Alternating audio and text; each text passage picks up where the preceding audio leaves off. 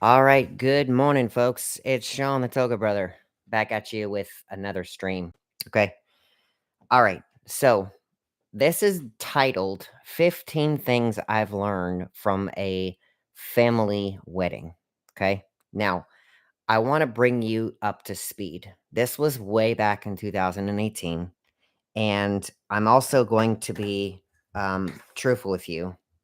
I have these notes on my smartphone, my iPhone, okay?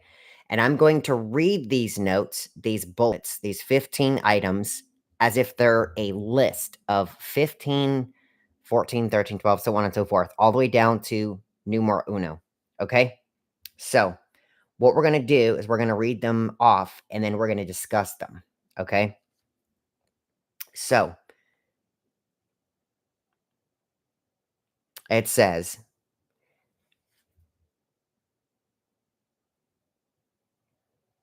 I would like to kind of set the mood for you. It says, as some of you know, I have been emotional. Okay, maybe I was exaggerating a little bit. I'm quite emotional. Um, when I originally wrote this, it was 2 weeks. It was a complete train wreck. We wanna know why? It's a list of 15 things I've compiled that you might enjoy listening to and hearing some thoughts I made while I made these observations. And sit down, grab a snack, grab a drink, cause this is long. Like, seriously long. Okay, number 15. If you meet somebody new and you have a choice between your spouse or your boyfriend and girlfriend and your family, choose your family. Why? You might ask. Because if your partner wants to be your spouse or life partner, then they need to come to the reality that you need to spend time with the things that matter in priority. Family should come first. Always. I know you're going to fight me in the comments on this one, but family should always come first. If your partner or spouse encourages you to make the proper choice and understands your choice for doing so, then they can claim themselves as part of your extended family at that point. When they just don't want to accept you having and making memories with those that you love and matter to you, they do not want your heart or soul. What they really want is your physical body, because that's the only thing they will ever physically see.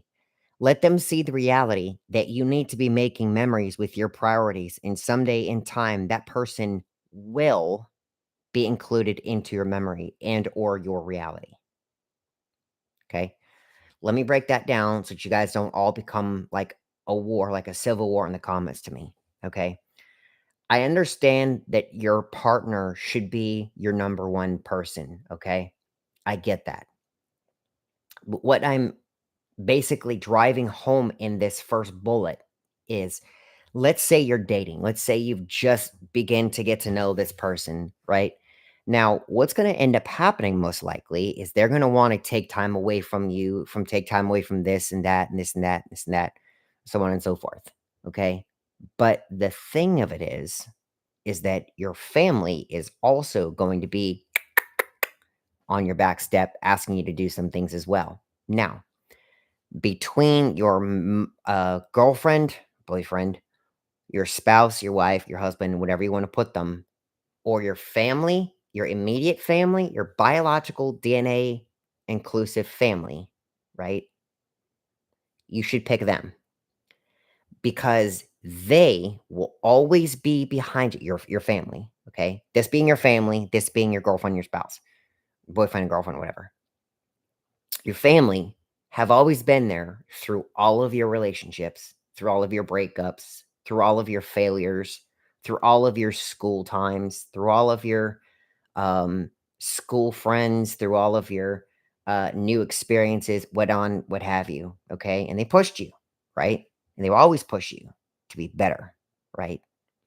So that's why you have to come to terms to realize that your family should always come first because later they, your boyfriend, girlfriend, or spouse, whatever, can be integrated into that whole family time. Okay. And I know it sounds as though, like, there are certain times where you're gonna just separate your spouse away from your family. No, no, no, no, no, no. What I'm saying is, if it comes to you together, right? And there are specific occasions, specific moments right now. I'm speaking solely because this has happened to me where we have gone on family trips, we've gone on this and that and the other, and it really was supposed to be our DNA biological family, not our extended half, right? They shouldn't get upset that you're not going to be able to come. Like if they just want it to be family time, they should encourage that, right? But the second time, if it's an inclusive invitation, please bring them. But given that circumstance, they should always come first. Always. Right? Okay. That was point number 15. We're going to go to 14. Okay. If you get the fortunate chance to run into somebody new, do it. And there was somebody in my past recently, lately, that I met that really drove home that point because it was kind of a long distance relationship. So I kind of had to make things work and so on and so forth. And we'll talk a whole lot more about long distance relationships in a new podcast and it's a new video because that is way, way, way not talked about enough. You will meet some of the coolest and most wonderful people if you take the time to meet them. And while you do that, consider this. If you find yourself wanting to establish a connection, while you may want to talk about things you like, ask them questions and ask their opinion about stuff they like. Get to know the things they find diamonds and rainbows in the things they like to do or talk about. In return, if they don't ask you about the things you love to talk about, you just found yourself a really cool, special social friend that you can talk to, right? Now, there are people around you today, they're going to try to ask you these questions and they just want a platonic connection. They just want to keep it casual, right? Because they're interested in you. You're an interesting person. But if they're diving into those questions, if they're digging, let's say they dug a hole, right? But they just want to dig and dig and dig and dig and dig. Obviously, they find you more interesting than they planned on. You see the connection here? Okay. Um, I have been into countless situationships, countless relationships, countless friendships where they were kind of picking at me because I'm a very mysterious person. I don't like to just give it all to you or give it all to everybody, right? So I'll be like, okay, we're just gonna go ahead and do it the way it is. And so I started talking about things that I like because the things I like, um, I kind of I don't know how to put this. I just stay away from making that over the top connection in the notion that they don't like me the same way in return. Like I don't want to waste my time, but I don't want to give up the opportunity in the likely chance that they're just wanting to grow that time so that we can make that connection later, right? You shouldn't give yourself at the regarded other's expense. Remember that. You're a gem, you're a diamond. Don't let them take that joy from you. Okay, number 13, because I don't want to make this like 2 hours long. So we're just going to jump to because we haven't even got to 10 and there's 15 bullets, guys. I mean, these next 7 are long. 13. When you find yourself wanting to make your own self comfortable all throughout the day, don't. You can kind of see a pattern here going on, right? Basically, just go ahead and pause it right here. So, what's going on is the idea I'm trying to convey is certain people will bring out the best in you, or the better in you because they see that in you. They want that in you. They want you to be that you can be, right? And so that's what's going on here. So let me finish this. That just shows how little you can contribute to wanting to jump out of your comfort zone to try new things and be an adventurous man or woman. And then put a little, quote here. It says, I give a lot of brownie points for a partner or a friend that wants to try new things or do new things. Go explore, go see a new movie, go eat a new food, go eat a new cuisine, go try, um, and go experience a new area. Um, Jump out of your comfort zone. If you don't like spicy things, try something spicy. If you don't like, warm areas, go try something, warm. See if you can adapt to it. See if you can manage it because there's a lot of good things and places you're not willing to go, do, eat, or try. Right? Let me tell you, some of the best transformation is places that you won't go, that you won't do, that you won't say yes to. I'm telling you this because come a few weeks ago, I was just in a whole nother country. And let me tell you, folks, the food, the people, the places, and the senses that I experienced in those days, flat out phenomenal. Oh my goodness. Talk about a wondrous time. Jump out of your comfort zone. You will not regret it. Now, heed my warning. If it poses a security risk and if it puts you at danger, do not do it. I don't want you to come at me in the comments, say, I did this and I was scared and almost, took my own life. No, don't, no. If it puts you at risk, if it puts you in danger, don't try it. Stay comfortable, wrap yourself in a blanket, stay home. That's not what we're getting out here. But if you're always in a blanket, always at home, always bundled up when it's a nice day outside. There's new food to try. There's new people to meet. They're there. They're created for a reason. Go try it.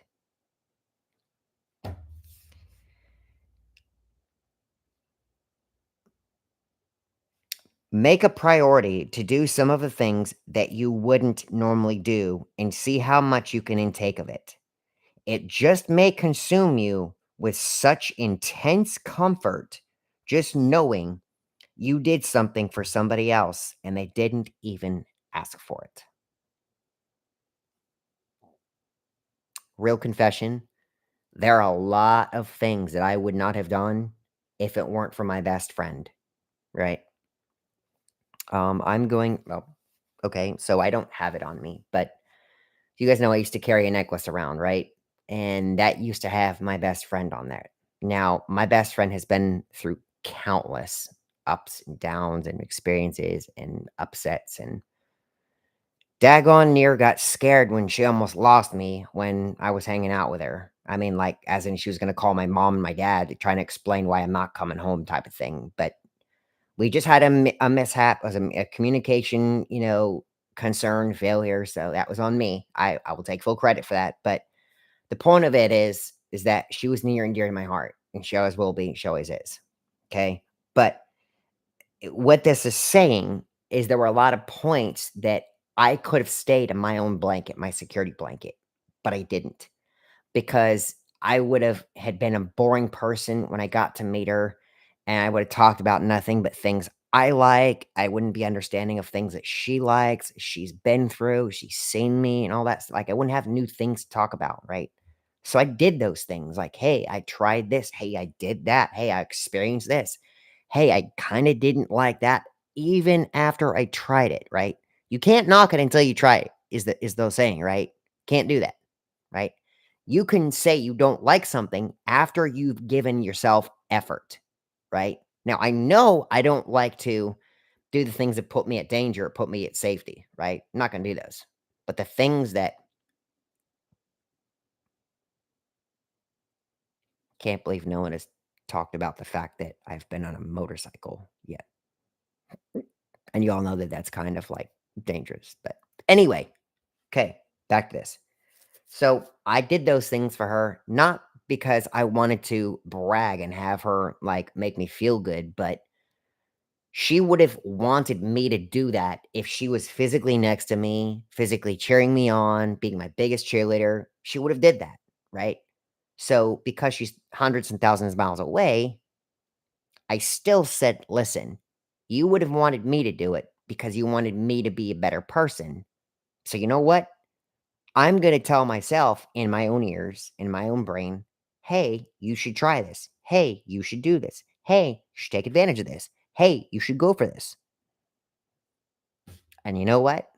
I can't thank her enough because of all the choices and the decisions and the movements and promotions and congratulations that I've achieved because of doing that. Yeah, can't tell you, man. Like, she's gonna be my forever favorite person, right? Okay. So now we're at number 12. Crazy, right? I mean, and we've just done 15 minutes. I've only covered 3 bullets. Get ready, folks. This is gonna be a long ride. Number 12. When choosing between many choices, consider your friends or partner or spouse's considerations. Now, this basically paraphrasing means don't be selfish. There's no need for that. Be selfish when the thing or person or instance has continuously wronged you and is becoming a problem, a persistent, prominent problem. Triple P, right? Persistent, prominent problem. They're intentionally doing it in spite of you. Do not let them do that. Walk away. Okay. That's another inside tip, but that's not for this. It's another tip. Going to make choices because they know they are not perfect will show them great gratitude in return. Instead of picking out a choice for yourself, pick out a choice that will make someone else happy or warm or comfortable inside. So it basically kind of tailors to that last point I made, where my best friend would want me to do it because I feel good. I want to do it because they would feel good also, right? Prime example, and I talk about this in one of my videos. So we're wanting to watch a movie, wanting to watch a video. Now she'd like, hey, pick out a movie. I'm like, all right, I would pick out the movies I love, like Top Gun, The Mask, um, Legend of Zorro, Lion King. What other movies that are really funny? Um, Aladdin. I mean, I think that's a funny one, but it's really a love story. You guys, the list goes on.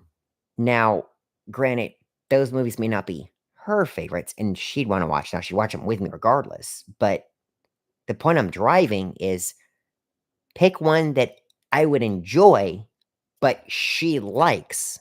You see how this works? The dynamic works because if she's asking me to spend time with me, yeah, she's spending time with me, but you don't want her to just spend time with you and not really engage in that whole activity. I mean, there are plenty of partners that will absolutely sit beside you and spin on their cell phone and go, scroll TikTok, Instagram, Facebook, which they really never should if you want to spend time with you. But okay, some of you couples probably will because that's how you decompress, right? I mean, it's just you spending time. I'm not narking somebody's good, right? I'm not knocking somebody's goodness, right? But the point of this bullet is that yes, you should want to do things for you, but you should also need to consider them too. You feel me? Right? Now, when you do this, you're going to be more likable. You're going to be more appreciated. You're going to be happier. You're going to be more fulfilled. You're going to be joyful. People are going to start wanting to gravitate towards you, like that magnetic pull, right? And you're going to feel this. You're going to see this. Okay. Um, they will and should share a new part of their world with you. You also create a strong bond between you and potentially somebody you can connect with on a deep or deeper level thereof. Okay. So, again, you can also make that connection if you do that, but you can't if you don't initiate it or don't say yes to it. So, kind of have to break out of your shell there. All right. Number 11, numeral once. Just because plans are made and you're told to follow them, if you consider that the plans will not and should not make company comfortable in the end or in the long run, don't follow the plan. Fight it. Sometimes going with your gut is telling you makes all the difference in the world, but also will be your best friend in time too. Guys, I cannot tell you the number of times that there was a plan that, like for example, a family, we were doing something, we all was like, all right, let's plan to do this together, right? Hey, you in? You in? Sean, you in? Um, no, I'm not. I'm not in, because I don't wanna do that, right? Um, can we agree on a different, plan here? Can we think of something else to do? Because I won't enjoy that, right? It's not because I wanna make it for me, it's that I don't want to be upset the whole experience and ruin what they're wanting to do for all of us, right? They wanna make us happy, they wanna make us joyful, but I'm not gonna be joyful if I'm gonna be just going along with it because they want to go along with it, right? I'm not. I'm gonna say, "No, I'm not comfortable with that. My gut is telling me you're not okay. Speak up," right? It's like when you get bullied, don't just go with it because they're bullying you. Stand up and say, "Stop." Would you like it if I did this to you? No. So why are you gonna do it to me? It's the same thing. Now, granted, in the scenario, they're not bullying you, but that was a analogy for you to understand the connection that I'm trying to make with you right now. If if it won't if it won't please you or please the end result, don't agree to it, right? It's like these people and they give you this form and say, all right, you just gotta sign here, sign, here, we'll be on our way, right? Do any of you guys stop to read the terms and condition form you're signing or just sign here? Yeah, okay. What if it said that you are gonna end up having to do something that you're like, "Wait a minute, no, I didn't agree to this." Well, no, you did. You actually signed it on that paper when you dotted your initials or dotted your signature, but you didn't read it, right? Could be with a new contract, could be with a new, activity, could be with this, that. They may even say, "Hey, if you do this, you're not gonna be able to take advantage of, say, later benefit or say later thing." And you were counting on that being a part of the whole activity, but you signed it on that thing, but you didn't read it, right? It's the same thing here. If you don't think the whole thing is going to make you comfortable, say something, step up and do something, right? Because let me tell you, one plan is not the end all be all plan. There are hundreds of other options. Think of one, create one, come together, conclude and confide in one. You can do it. If I can do it, you can do it. Number 10, okay, says, when you get presented with a situation where you don't have a lot of time, please stop. Smell the roses at the foot of the walk you walk. It should have said at the foot you walk on, right? Basically, there's thousands and millions of things going on around you. And if people are trying to rush you in an activity, in a plan, in an event, in a thing, in an experience, you're not really gonna grasp the whole entirety of the activity, and I'll tell you one thing, right? Perfect example. So, I went on a trip to another country in Peru once, and we went on a trip and we I already said that.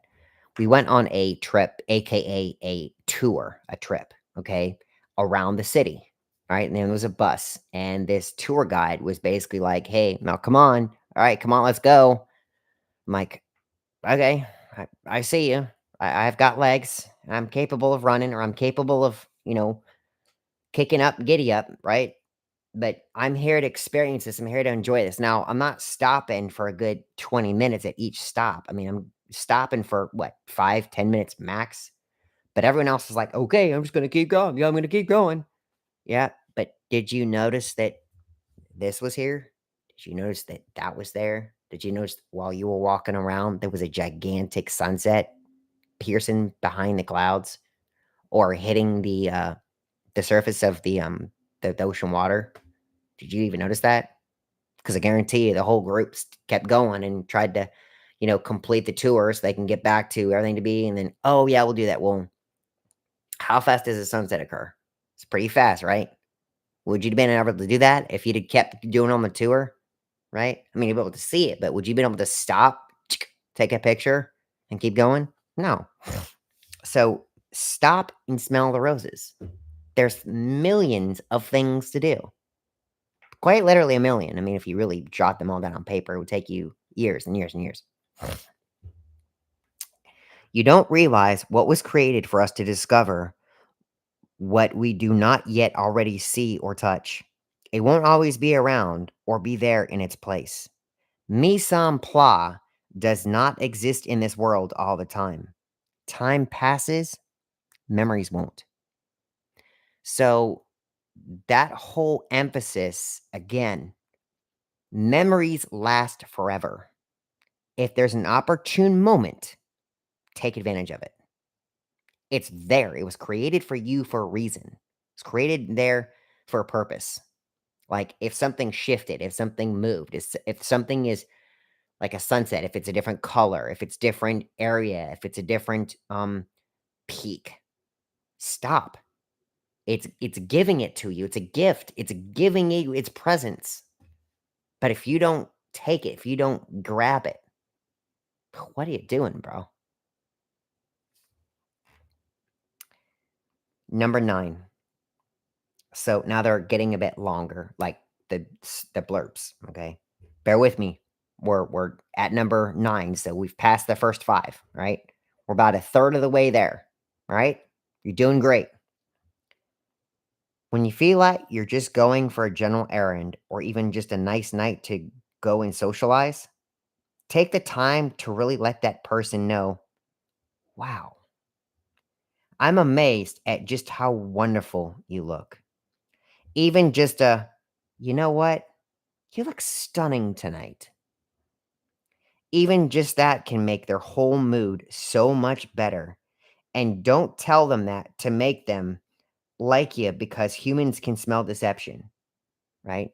Now, the thing I was getting at, and I was kind of writing it kind of in a quick, manner or something like that. Not really an in-depth thing because I wasn't writing a novel, a story. I was kind of just getting the idea out. But um people can smell when you're trying to drive at something and get something out of what you're talking about or doing, right? So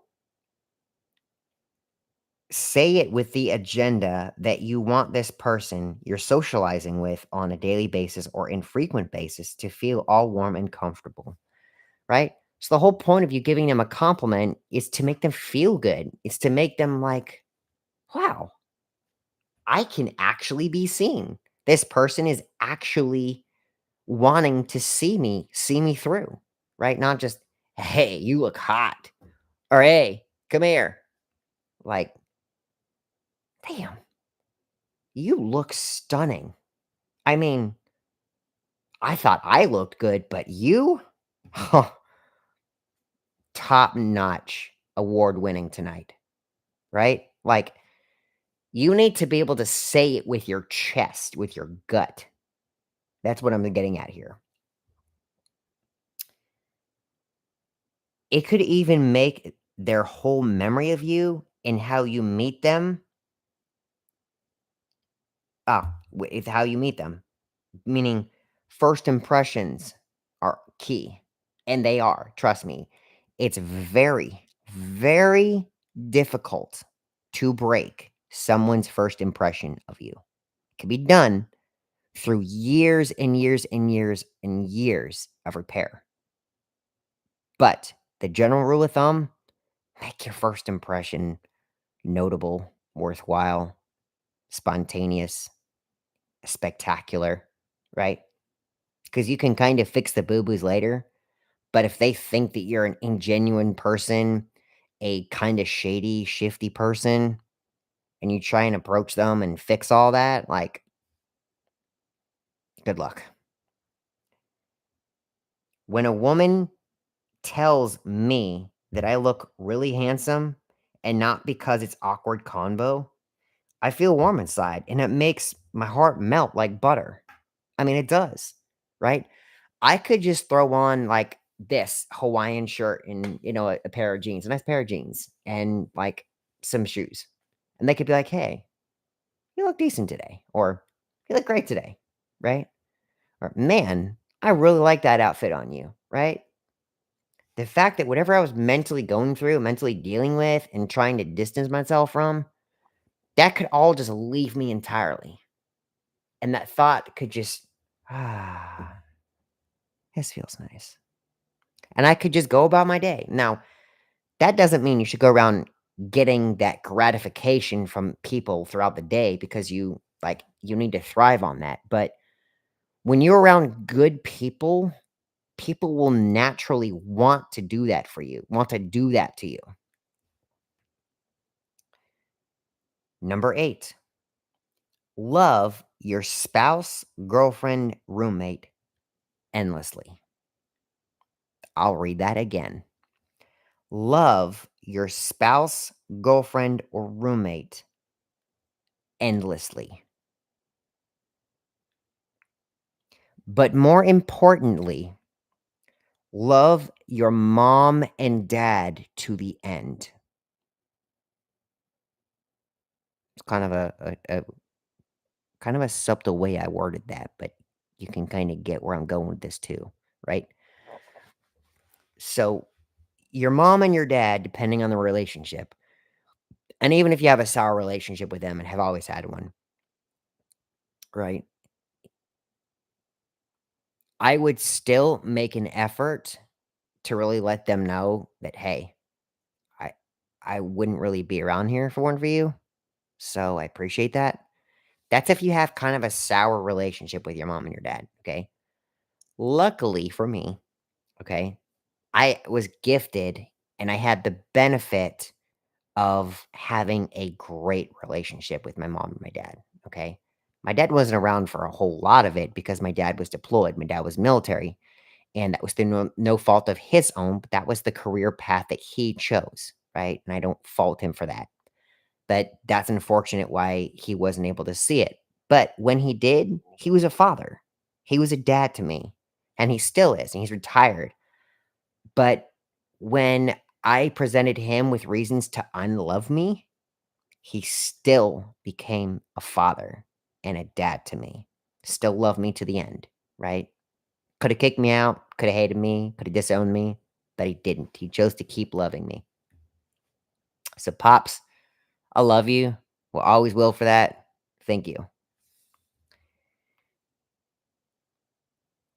Taking care of them because they took care of you for so long can make you both in a better position to love and grow and nurture and cherish each other so much.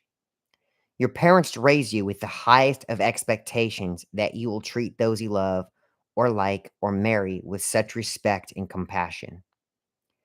They carried your hand for an X amount of years. Insert your age there in that little pause there. Return the favor and hold their hand for however long X amount of years since you are still holding on your feet, still standing on your feet, excuse me. This may not apply to all kids and children in this said scenario. Like we kind of pretty much covered it. It kind of depends on the connection and the bond and the general overall wellness between you and your parents, your mom, your dad. It could even be your stepmom, your stepdad. It could even be your foster parents, right? But you should still love them.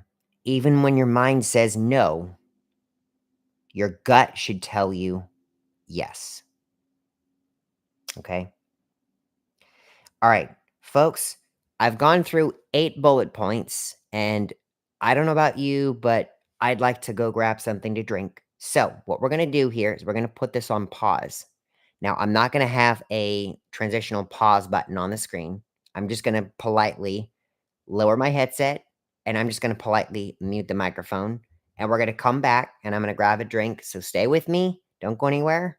Go grab something real quick. If you need to do something, go take a bathroom break. I'm going to go fix up a drink.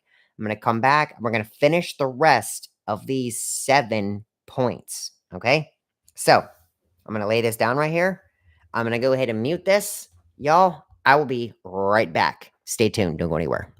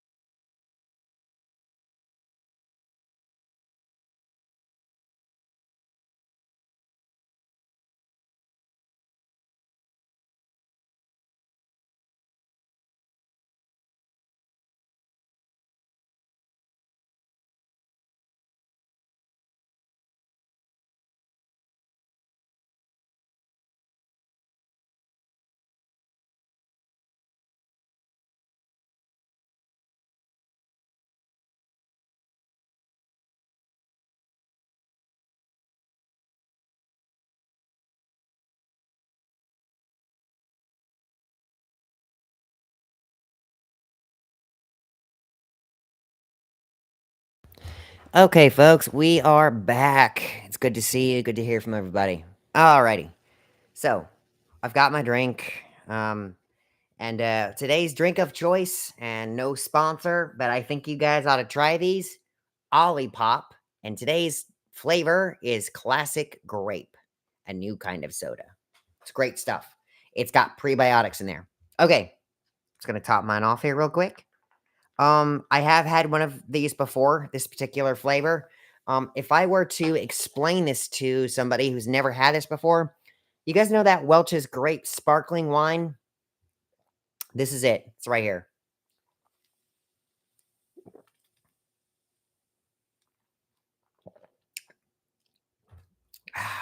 Okay. Man, I needed that. You guys have no idea. Okay. So, I'm not going to recap the first 8 of them because, oh my goodness, right? So, what we're going to do is I'm going to go down to number 7 and we're going to get through the next and final third of these lists, right? And there's one more at the end, so stay tuned. Don't go anywhere. Number 7, numero siete. The closer you establish a loving and bonding relationship with somebody, you should have established enough credit to have a level of trust. Okay. There are quite a bit of folks that I know or have been hanging around, and there's 2 kinds of people. These kinds of people on this end give you their trust until you start chipping away, and then later you have 0 trust. The other hand, literally, right here, you have these kinds of people. These kinds of people, you don't have any trust. And through doing this, doing this, doing this, doing this, you slowly build credit history with them, as in trust history. And the more positive things you do, you start increasing your trust credit score, right? Kind of a cool analogy, right? So think of your trust as trust credit score. You need to keep an 800 or above credit score to maintain integrity.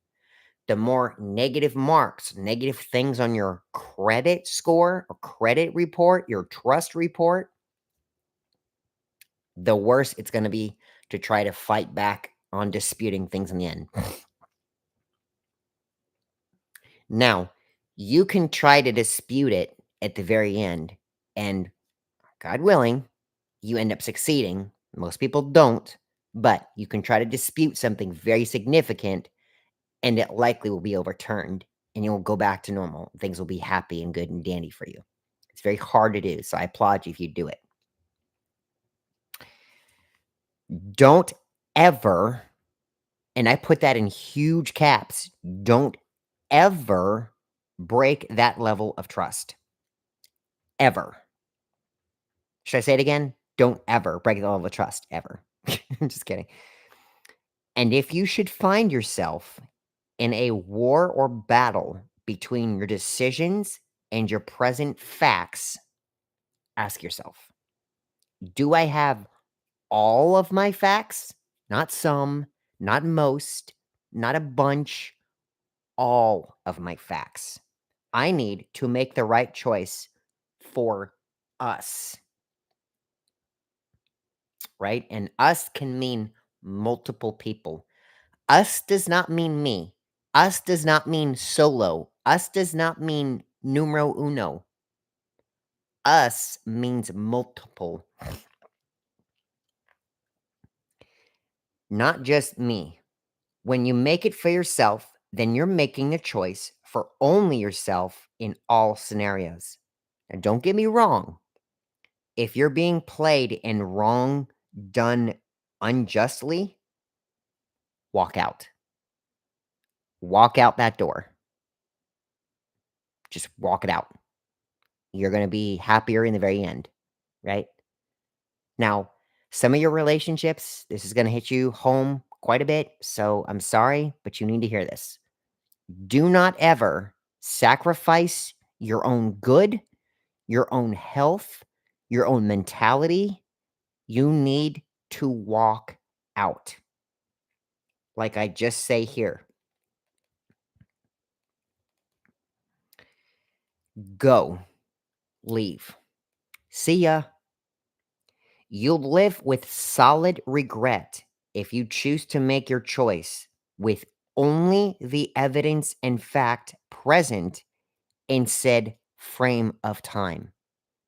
Go back and collect the facts from your history. Collect the facts from the future. Collect the facts now. But you need to have all the facts, not some of the facts. Okay? All right. We're down to number 6, SACE. When you learn how your partner or spouse or friend or roommate even has to deal with all their idiosyncrasies, then and only then do you realize how much power you have in your hands to establish and form the firmest grasp of your relationship to your said individual, right? Um,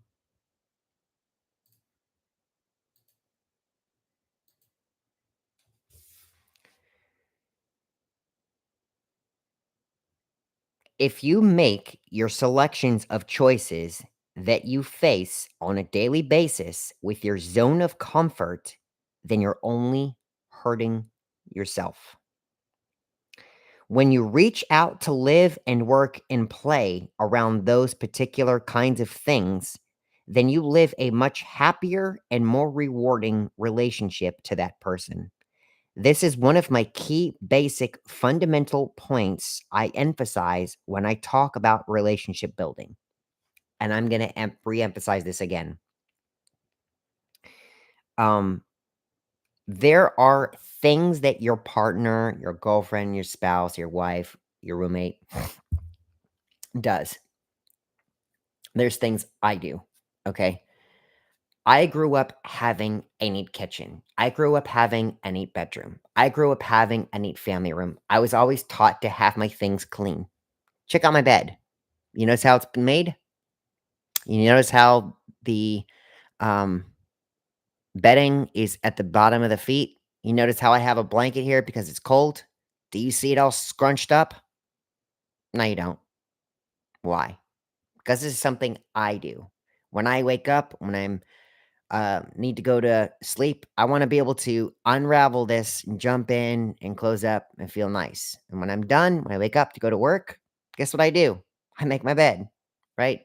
It may not look as perfect as this, but I make it nonetheless. That's an idiosyncrasy of my own. Okay. Um, my bathroom is right over here. Okay. I leave the door open for a reason. God forbid I get sick. Do you think I wanna open that door in the time that it takes that something in my stomach to reach it to the top of my throat and out my mouth? No. So I leave that open, or if need to go use a restroom, I don't wanna have to open the door to go in there to then go use a restroom, right?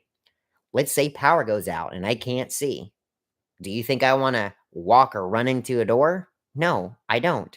I wanna know it's right there and it's open, so I can just go in there and do what I need to do, use what I need to use in the bathroom and get out, right? Um, I also mentioned having a clean sink. That's something that I do, and it's something I will always do. I cannot stand dishes piling up in the kitchen, in the sink. It drives me crazy because it means that they will be gross when I go to use it the next time. I can't think about them being clean because the last time I saw them, they were just stacked in the sink for like hours. Ugh, it gets me. I am sorry, but it gets me. I know they're clean and sanitized, but it gets me.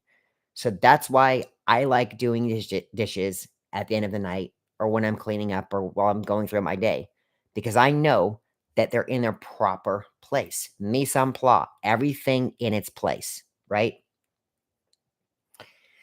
Um, my roommate, love him to death, asks me to lock the door every night. It gets to a point where if I'm going over to the end of the railing, I have to lock the door right behind me, even if I can visually see the door from 10 feet away. He wants me to lock the door. I will agree to that. I'll do it. It's his thing, it's his idiosyncrasy. But that drives the point here home. You're going to learn these things about your partner. You're going to leave to go for work. You're going to leave to go to the grocery store. You're going to leave to go pay your bills. You're going to leave to go to the market. What are you going to do? You're going to go to your wife, your girlfriend. You're going to say, I love you, goodbye. Mwah. You're going to kiss them every single day, right? It's going to be routine. And that day you don't do it, it's going to feel off. It's not that you don't love them, it's going to feel off, right? Because you're used to it. It's your idiosyncrasy. You're going to learn these things, and it's going to make them what they are and who they are. Now, some of these you can tweak, some of these you can change, some of these you can adapt. But majority of them, if not almost all of them, okay? That's what makes them them, right?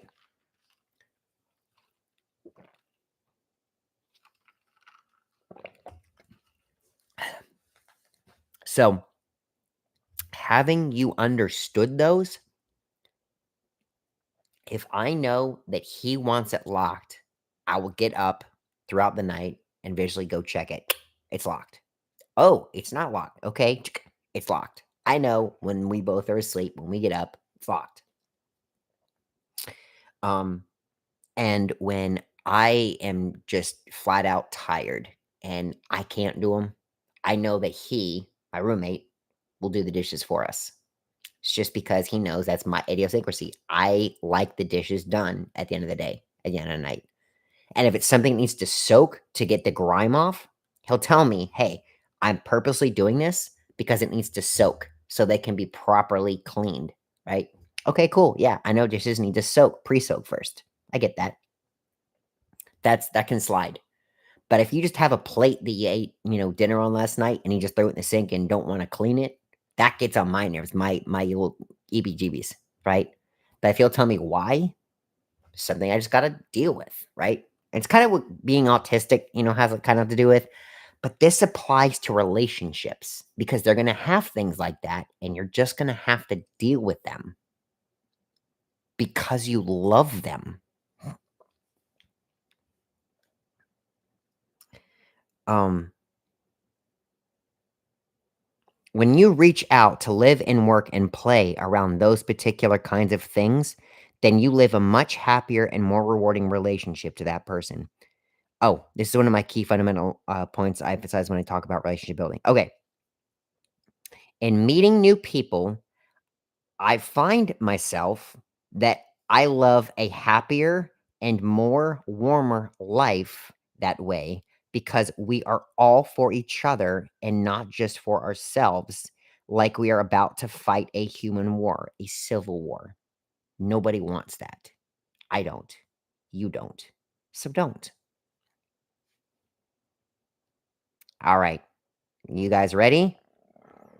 We've made it to the last 5 bullets. Crazy, right? We've almost hit an hour. I told you this was gonna be long. Now, bullet number 5 is kind of a short little snippet, so follow me, but, the last ones are gonna be kind of, hard hitting home points. Saying phrases the same way on a daily basis can have an adverse effect on you at times. If you're shy or you just don't know what to say, just Google even different ways to tell somebody something good about them or good for them because that's like morning mental breakfast. It just feeds the heart and soul. They may not remember how you felt them, but they will always remember how they felt around you when you did that for them, right? They will always. And what's funny is when you say things like that and you consciously do that, the next time they hear that or see that, do you know what's going to happen? They're going to think of you. They're going to think of whatever person you did or had that interaction with because that was a good feeling. The mind remembers good things and sometimes bad, but more so good things that happen to you because they turn into memories, right? Um, And I also talk about the mundane things. Now, saying things to people on a daily basis, you should do that because you should remind them, hey, I'm not going anywhere. You're mine. I'm yours. We're together. And I love you and I will always love you. And this just happens to be one of those days where I love you. So we're going to tell that to each other. We're going to express that to one another. Okay. But, like, if you Google them, if you search the web, there's plenty of different ways to say things, right? And they all mean the same thing. Don't feel like you're at fault. Don't feel like you're a failure. If you just say, "Hey, have a nice day." "Hey, have a nice day." Trust me, after day 93, it's gonna get old. It's gonna feel like you're just a robot. Say, "Hey, learn something new today." Is essentially saying, "Have a nice day," in a different way. And bonus tip, you're actually inviting them to try something new for them, for their growth, for their enjoyment, for their happiness, but also having a nice day. You see what I did there? Okay. Number 4, numero cuatro. When you confine yourself only to a group of folks you feel that you may be forced to talk to while it's DNA driven or career driven, then you miss the entire point of how networking strangers together happens. Psst. Most, if not all, my success is because I know how to network. Let me repeat that. Most, if not all, of my success is because I know how to network. I network because I don't think we are called to just do one thing our whole lives until we die. Think of all the neat and wonderful opportunities you missed by not networking your friends or your spouse or your roommate or even your family. Widen your social circle. You can build relationships from new acquaintances so well that it's not even funny how quick it forms when you do so. I really don't need to further elaborate on that. It's kind of common sense. But if you guys would like me to do a podcast or even a video on explaining how to effectively network, not social network, but just network, as in extend like a computer network. You have one mainframe and then you have all these other computers, and then those computers can talk to more computers, and those computers can talk to more computers, but they're all based on the same subframe, right? Mainframe. That's networking, and that can be beneficial and effective in your life if you do it correctly. Okay. When you leave or depart from a social gathering, of people you know for a long time, or even more so of people you just met, before you leave, say or do something that they will remember you by. But here's the kick: keep it PG, please. The next time you run into them or socialize with them, you have something to connect you both by, and even a group of people by. They will remember that for their whole life, given that it was kind, sincere gesture you extended to them. Okay. I'm gonna share a quick little story for you guys to understand this this particular point. So years and years and years ago, back in 2013, I attended an online chat, okay, and we had a gathering.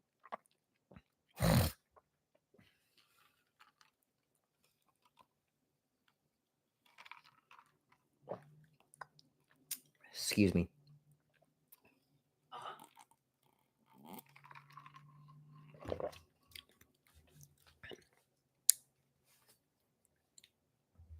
So it was back in 2013, and I was part of this group, and um, they had this thing go in a different, basically a state, and I was invited to go, and I went. And the whole point basically was to have this big old meetup, air quotes, meetup. You get where I'm going with this? Don't need to put this in R-rated terms. Meetup, because it was kind of a like a 14-person type of thing. Now, I don't condone in that activity, but I just want you to understand the basis and general synopsis of that meetup. So we go there, and I got close to somebody before we went. I was exchanging messages and chats with this person pretty significantly, to the point where we got to like texting each other back and forth.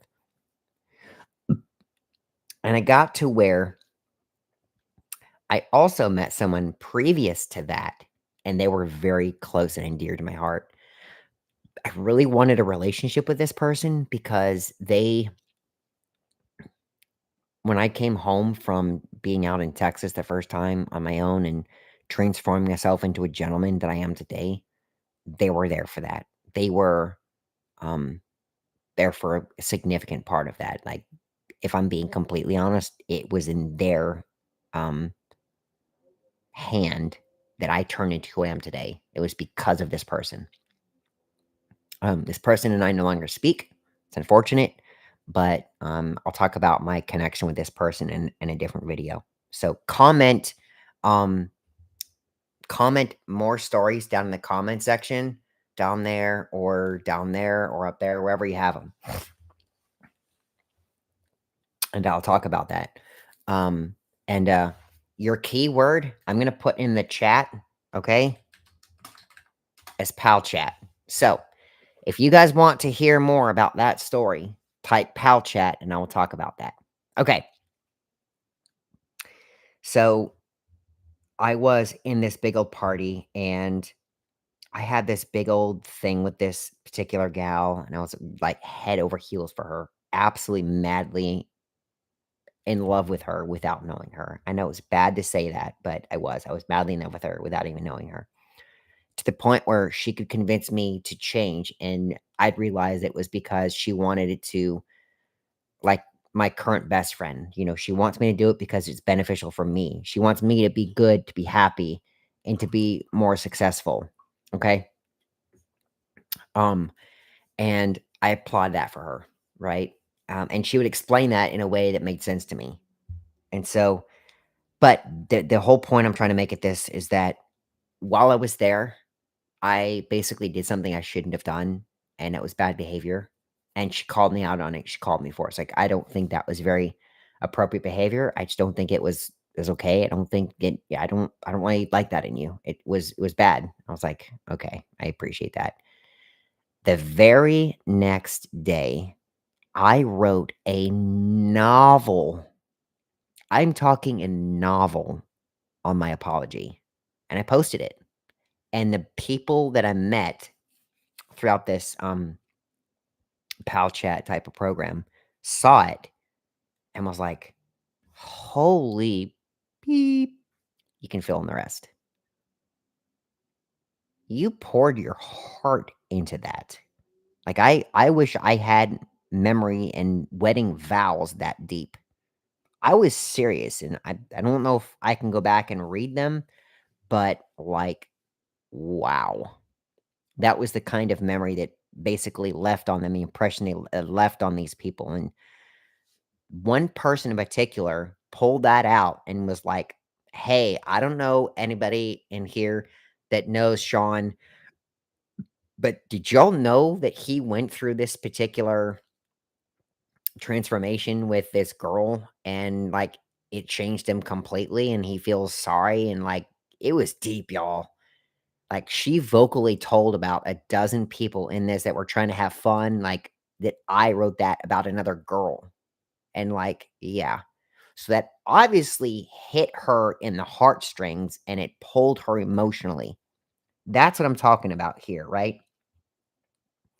Um, do something good so people will remember you, right? Now, it wasn't meant to be like, I want to be known for this. It was like an in the moment type of thing, but that struck them so much that they had made the opportunity to let others know you should probably do that too. And so they'll remember me by that, that I having had done that, that they should do it with their people too. Okay.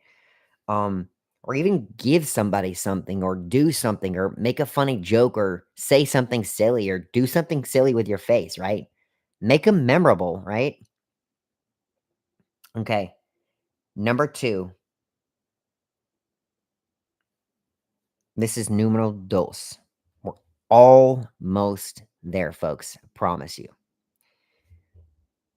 Lend your hand not because you're called or required to do so for gratitude.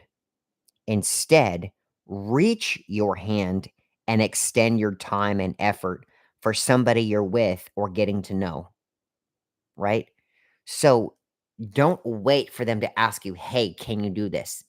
Hey, are you willing to go do this with me? Hey, I want to know, are you okay with this?"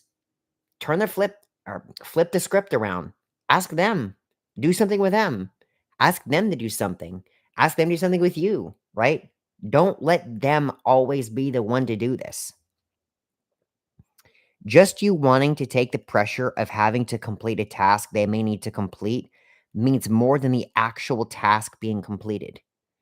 I cannot tell you the number of times where there is a task that needed to be completed and someone, Sean, can you do that? Like, I really wish you would have known to just do it. So I have to ask you. Like, if I'd have just done it, wow, I didn't even ask you and you just did it, right? Like, I'm impressed. She needs her purse held while she takes a picture of her best friend. Do it, but don't run off with it. Again, there's a required level of trust that goes here. This is kind of a way far out fetched kind of a scenario, but it kind of drives the point. Like, if she's needs to like take a photo, but she's having a hard time with her bag, ask her politely, "Hey, may I hold that for you while you take a picture?" And then give it back to her when she's done. Simple as that, right? He's sleepy and needs a pick me up or whatnot, and he's filling his gas in the car. Granted that he'll let you or you volunteer, grab him something to keep him awake when he's finishing filling the gas tank. She got to put away the food from the table. Not only offer her to take them, but actually do the dishes when you and run it when you're done. Like, don't just stick them in there and say the task is done. Run it.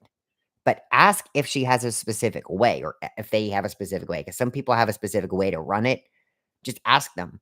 But make sure they know, "Hey, I did them for you, and I wanna complete this task. Like, can you show me how to do this or at least do that?" Now, by you asking them and then doing it with them right in that moment means more than doing it itself, right?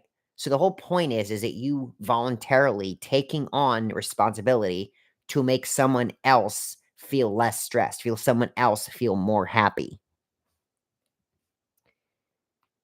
That was number 2. Are you guys ready?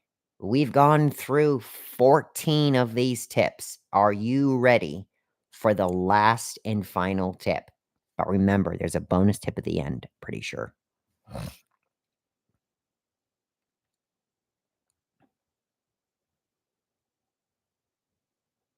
Um, Actually, no. So this is gonna be the final one, I'm sorry. I thought there was a bonus one at the very end, but there's a closing remark that I wanna say, so I respectfully hope you guys don't go anywhere. I appreciate you guys sticking around. This is the last one, and just so you know, this is going to be a lengthy one. You can see on my text. See? So, stick around. This is gonna be the end, I promise you.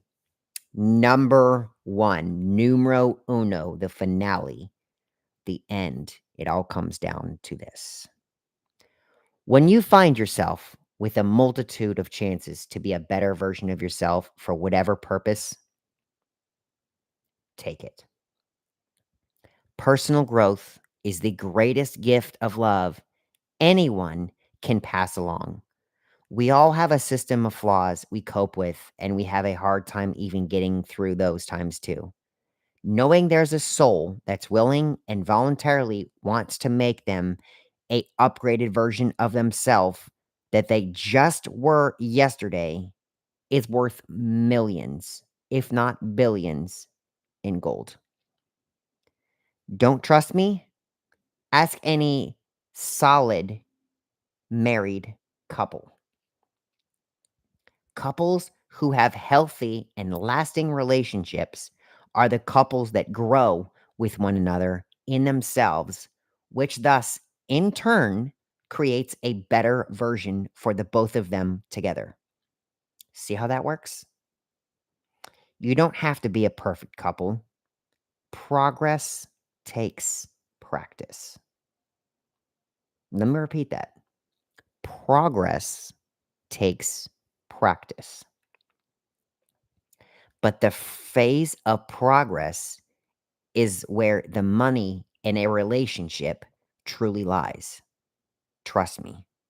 She wants to see you on your own make choices that will make her happy for her comfort and warmth, not your warmth. Oh, I did it, didn't I? Cut that crap out. That's childish. He also catches signs that you, as a woman, make the same choices too. You know what melts my heart? When I meet a woman and that woman spends a lot of time getting to know me. Yes, we all want that as a boyfriend and girlfriend and eventually happy spouse too.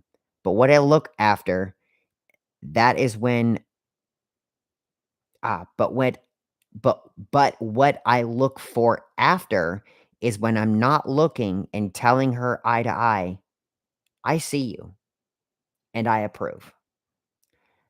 That she voluntarily will go out of her comfort zone and try and do new things. Meet strangers. My friends, she's never even met before. Encourage acquaintances to partake in fun activities.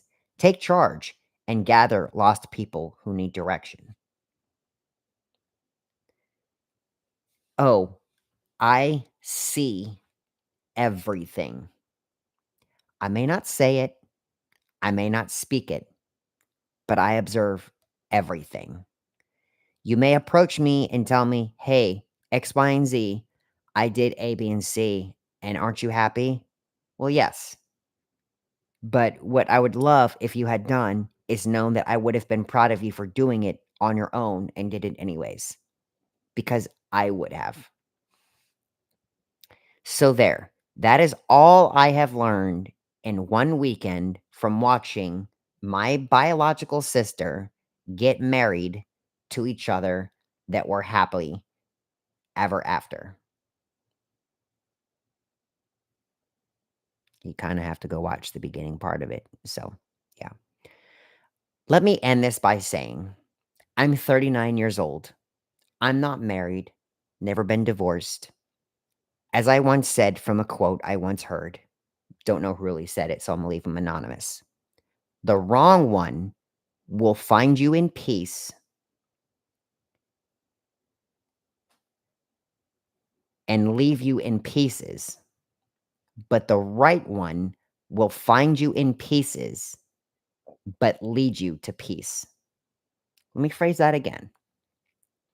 The wrong one will find you in peace and leave you in pieces.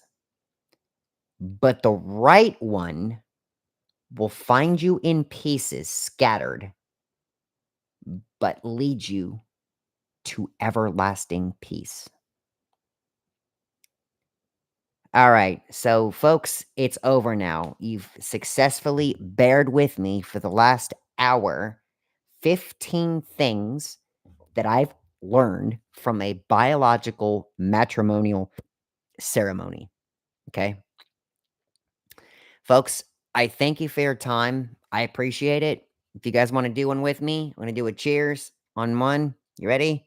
3, 2, 1. Cheers, folks.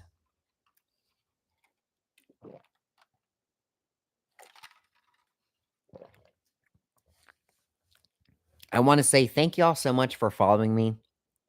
Thank y'all so much for subscribing to me. I do these for you guys. I do these for you guys to have a better life, a better purpose, better value, um, more growth. Because I've grown, and I think you guys can grow too with me, right? I think beside me, right? I think we can all walk together and just grow and be better versions of ourselves. So I'm going to end this live version, this live video. Appreciate it. Y'all can stick around. Y'all can watch it later. But yeah. So again, put pal chat in the chat if you guys want to hear that story. It's a long, long story. So it's going to be a whole probably 2 hours of a podcast for you. But in any case, um, I wanted to do this live for you. So absolutely, guys, enjoy this. I hope you guys fully have learned something from this video. And we'll catch up later. All right. Y'all take care now. Y'all ready? We're going to do this together. We're going to do this whole sign off. You ready? I'm Sean the ToGA brother. Love you. I'm out.